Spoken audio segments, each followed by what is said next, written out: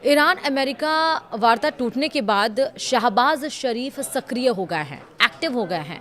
Tehran के दूत से उन्होंने बातचीत की है। नमस्कार, आप देख रहे हैं न्यूज़ 18 का डिजिटल प्लेटफॉर्म। मैं हूं आपके साथ श्रुति श्रीवास्तव। अमेरिकी राष्ट्रपति डोनाल्ड ट्रंप ने ईरान के साथ सीज़फायर को बढ़ाने का ऐलान किया है, लेकिन साथ ही नाकेबंदी जारी रखी है। पाकिस्तान की अपील के बाद यह फैसला लिया गया है। ईरान ने अमेरिका के रुख पर सवाल उठाए हैं और तनाव अब भी बना हुआ है। कूटनीतिक बातचीत अनिश्चित है, जबकि दोनों पक्ष दबाव और चेतावनियों के साथ आगे बढ़ रहे हैं। समझ में तो आया नहीं होगा, इसलिए वीडियो को पूरा देखिए, विस्तार से समझाती हूँ। दरअसल अमेरिका और ईरान के बीच चल रहा तनाव फिलहाल थमा जरूर है, लेकिन हालात अभी भी बेहद नाजुक बने हुए हैं। अमेरिकी राष्ट्रपति डोनाल्ड ट्रंप ने ईरान के साथ जारी सीज़फायर को बढ़ाने का ऐलान किया है, लेकिन इसके साथ ही उन्होंने साफ कर दिया है कि ईरान पर सैन्य नाकेबंदी जारी रहेगी। ट्रंप के मुताबिक यह फैसला पाकिस्तान के प्रधानमंत्री शहबाज शरीफ और आर्मी चीफ आसिम मुनीर के अनुरोध के बाद लिया गया है। दोनों नेताओं ने अमेरिका से अपील की थी कि बातचीत को मौका देने के लिए हमले टाले जाएं। ट्रंप ने कहा कि ईरान की सरकार इस समय गंभीर रूप से बिखरी हुई है और वहां से अभी तक कोई एकजुट प्रस्ताव सामने नहीं आया है।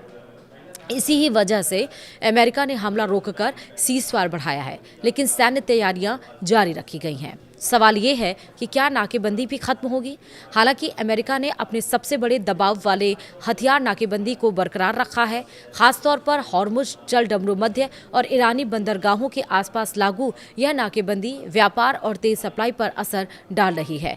अमेरिकी ट्रेजरी से जुड़े अधिकारियों के मुताबिक यह रणनीतिक ईरान की आर्थिक ताकत को कमजोर करने के लिए अपनाई गई है। यहाँ तक कहा गया है कि खर्ग आइलैंड पर तेल स्टोरेज कुछ ही दिनों में भर सकता है, जिससे ईरान के पास तेल स्टोर करने की जगह नहीं होगी और उसके तेल के कुएं बंद हो जाएंगे। इससे तेल कारोबार पर और दबाव बढ़ेगा। बातचीत अभी भी तय नहीं है और इस बीच कूटनीतिक मोर्चे पर भी अनिश्चितता बनी हुई है। वहीं इस्लामाबाद में प्रस्तावित अगली वार्ता अभी तय नहीं हो सकी है। ईरान ने अमेरिका के रुख को विरोधाभासी बताया है और साफ किया है कि वह जल्दबाजी में बातचीत के लिए तैयार नहीं है। वहीं ईरान की ओर से भी सख्त चेतावनी दी गई है। एक वरिष्ठ सलाहकार ने ट्रंप के सीज़फायर विस्तार को बेकार बताया, जबकि ईरानी नेतृत्व ने कहा है कि बातचीत के दरमियान किसी भी हमले को वैश्विक स्तर पर खतरनाक उदाहरण माना जाएगा। तनाव उस समय और बढ़ गया है जब अमेरिका ने कथित तौर पर एक ईरानी कार्गो जहाज को जब्त कर लिया और इसके बाद तेहरान ने जवाबी कार्रवाई की चेतावनी दी है। उधर यूरोप भी इस संकट को लेकर सक्रिय हो गया है। ब्रिटेन और फ्रांस ने 30 से ज्यादा देशों के सैन्य योजनाकारों की बैठक बुलाई है, जिसमें हॉर्मुज जल डमरू मध्य को दोबारा खोलने की रणनीति पर चर्चा होगी। वहीं विशेषज्ञों का मानना है कि भले ही सीज़फायर लागू है, लेकिन जमीन पर हालात अभी भी शांति के नीचे छिपी जंग जैसे हैं। दोनों पक्ष एक तरफ बातचीत कर रहे हैं तो दूसरी तरफ दबाव और चेतावनियों का खेल भी जारी है। अब इस युद्ध में क्या क्या हुआ है वो अपडेट्स भी आपको बता दें। दरअसल शहबाज शरीफ ने ईरान के राजदूत से बातचीत की है। आपको बता दें कि ईरान अमेरिका वार्ता का दूसरा और इस्लामाबाद में रद्द होने के बाद पाकिस्तान ने ईरान से संपर्क साधा है।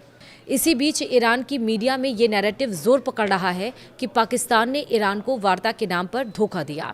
ईरान और अमेरिका के बीच चल रहे तनाव के बीच बयानबाजी तेज हो गई है। न सिर्फ अमेरिका बल्कि अब तो सीज़फायर में मध्यस्थता कर रहा पाकिस्तान भी बुरी तरह फंस चुका है। ईरान के सरकारी टीवी ने पाकिस्तान की मध्यस्थ की भूमिका पर सीधा और अभूतपूर्व हमला किया है। इस दरमियान इस्लामाबाद पर दोहरी नीति अपनाने और निष्पक्ष न होने का आरोप लगाया गया है। यह आलोचना एक टीवी डिबेट के दरमियान सामने आई है और यह पहली बार है जब तेहरान के आधिकारिक मीडिया ने पाकिस्तान की सैन्य नेतृत्व, खासकर सेना प्रमुख आसिम मुनीर को इस तरह खुलकर निशाना बनाया है। वहीं डोनाल्ड ट्रंप की ओर से तय की गई समय सीमा जैसे जैसे नज़दीक आ रही है। हालांकि दुनिया की नज़रें अब सिर्फ ईरानी राष्ट्रपति मसूद पेशकियान पर नहीं, बल्कि एक ऐसे ताकतवर और रहस्यमयी सैन्य नेता पर टिक गई हैं जिसका नाम है अहमद वाहिदी। माना जा रहा है कि ईरान युद्ध जारी रखेगा या बातचीत का रास्ता चुनेगा। इस फैसले में अब वही अहम भूमिका निभा रहे हैं। अहमद वाहिदी को हाल ही में ईरान की सैन्य इकाई इस्लामिक रिवॉल्यूशनरी गार्ड कॉर्प्स के शीर्ष पद पर लाया गया है। यह ईरान की सबसे शक्तिशाली सैन्य इकाइयों में से एक है। विश्लेषज्ञों का मानना है कि वाहिदी का उभार इस बात का संकेत है कि अब ईरान में फैसले राजनीतिक नेताओं से ज्यादा सैन्य ताकतों के हाथ में जा रहे हैं। वहीं इजरायली सेना ने दावा किया है कि उसने दक्षिण लेबनान में हिजबुल्लाह के 2 सदस्यों को मार गिराया है। सेना के मुताबिक ये लोग तथाकथित येलो लाइन पार कर रहे थे, जिसे इजराइल सुरक्षा के लिहाज से संवेदनशील मानता है। इजराइल ने कहा है कि यह कार्रवाई तत्काल खतरे को खत्म करने के लिए की गई। साथ ही सेना ने यह भी बताया कि इलाके में हिजबुल्लाह के ठिकानों को नष्ट करने और हथियारों की तलाश का अभियान लगातार जारी है। इस कार्रवाई से साफ है कि सीज फायर के बावजूद जमीनी स्तर पर टकराव खत्म नहीं हुआ है। तो वहीं गाजा पट्टी के उत्तरी इलाके जबालिया में इजराइल के ड्रोन हमले में एक फिलिस्तीनी व्यक्ति की मौत हो गई है, जबकि एक अन्य घायल बताए जा रहे हैं। फिलिस्तीनी समाचार एजेंसी के मुताबिक यह हमला उस समय हुआ जब लोग अपने घर के मलबे को हटाने की कोशिश कर रहे थे। यह इलाका पहले ही भारी तबाही झेल चुका है। आपको बता दें कि संयुक्त राष्ट्र में ईरान के राजदूत अमीर सईद इरावानी ने अमेरिका को साफ संदेश दिया है कि जब तक ब्लॉकेड नहीं हटाया जाता तब तक नई वार्ता संभव नहीं है। उन्होंने कहा कि अमेरिका पहले सीज़फायर के उल्लंघन को रोके, इसके बाद ही इस्लामाबाद में अगली बातचीत हो सकती है। वहीं इरावानी ने 2 टूक कहा कि ईरान ने युद्ध शुरू नहीं किया और अगर राजनीतिक समाधान की कोशिश होगी तो वह तैयार है, लेकिन अगर जंग थोपी गई तो उसका जवाब भी पूरी ताकत से दिया जाएगा।